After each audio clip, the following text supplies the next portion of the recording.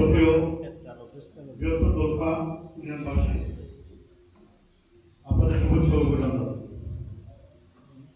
বক্তব্য এবং কি বিষয়গুলো কথাবার্তার মধ্যে আপনারা শুনেছেন।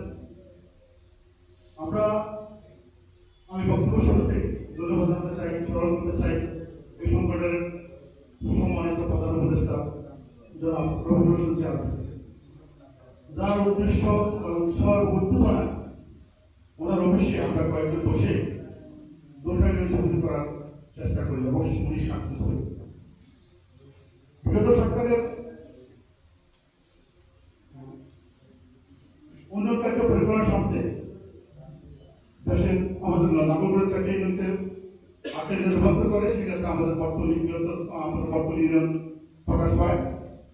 বর্তমান ইউনিয়ন প্রকাশ হওয়ার পর আমরা দোকানের সাথে সম্পৃক্ত হয়ে বৃহত্তর সমিতিতে যোগ করি এবং বৃহত্তর দোকান ইউনিয়ন সমিতির সাথে রূপলাভ করি। ইতিমধ্যে আমাদের সভাপতি সাহেব এই ব্যাপারে কথা আমি যাব।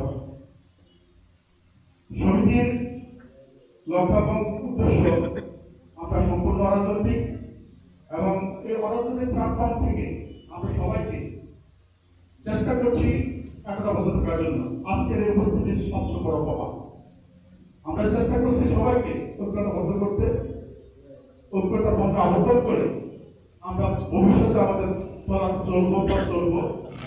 আমরা যে যার ব্যক্তিগত সংগঠন করতেই পারি, সমস্যা নেই, ব্যক্তিগত ব্যাপার, কিন্তু এই সংগঠন এই প্ল্যাটফর্ম সম্পূর্ণ নিরপেক্ষ।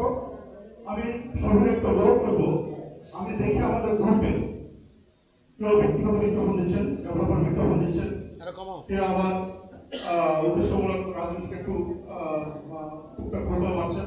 আমি রিকোয়েস্ট করবো যে আপনারা আমাদের এই প্ল্যাটফর্ম বা সমিতির যে ওয়েবসাইট আছে এখানে আপনারা ব্যক্তিগত কোনো বিজ্ঞাপন অথবা রাজনৈতিক উদ্দেশ্য পর্যন্ত কোনো ফিক্সমূলক কোনো কথা বলবেন না, লিখবেন না।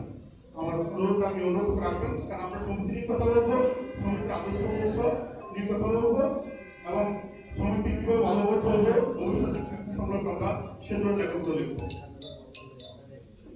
আর আমি কথা বলি, আমাদের এই সংগঠনের ক্যাশ আপনাদের মধ্যে রানা দিয়েছেন, আমাদের সভাপতি সেক্রেটারি সাহেব কথা ধারণা দিয়ে দিয়েছেন, সভাপতি হয়েছেন। আমি যদিও কাউকে দেওয়া করার জন্য কথা বলছি না, আমাদের শ্রমিক উদ্দেশ্য সহায়তা এবং আমরা ব্যক্তিগত সহায়তা এবং কাজকর্মগুলি পর্যন্ত অনুসরণ করে আসছি। আমি আমার ওয়ালি ভাইকে রিকোয়েস্ট করবো যে আপনার মনে পক্ষে বলবেন পরবর্তী পর্যায়ে আমাদের ক্যাশ সংখ্যা রয়েছে সেটা উনি হাউস অবশ্যই করবেন। পরবর্তী পর্যায়ে আমরা এটা নিয়ে করে প্রস্তাবনা করবো, আমাদের মাঝে এটা আমরা যাবো না। আমরা নিজেকে নিঃস্বার্থভাবে কাজ করবো, করতেছি, শ্রম দিচ্ছি, জ্ঞান দিচ্ছি, কারণ ব্যর্থতার পয়দায় এবার আমাদের গাড়ি দিতে পারবো না, আমাদের এই কমিটি নিবে না। আমাদের সমস্যাগুলো কথা হয়েছে ক্যাশ সংক্রান্ত বিষয়ে যদি কিছু থাকে এই তথ্য আছে ওদের কাছে ওই কাহিনীগুলো ক্লিয়ার করবেন এবং ভবিষ্যতে এই ক্যাশটা আমরা যে ক্যাশটা আমাদের কর্তব্য করার জন্য যে পক্ষে কারো যদি সহায়তা দরকার হয় সেক্ষেত্রে সহায়তা আমাদের সরকারের এবং সহযোগিতা আমরা করে ধন্যবাদ সবাইকে। আমি এই কথা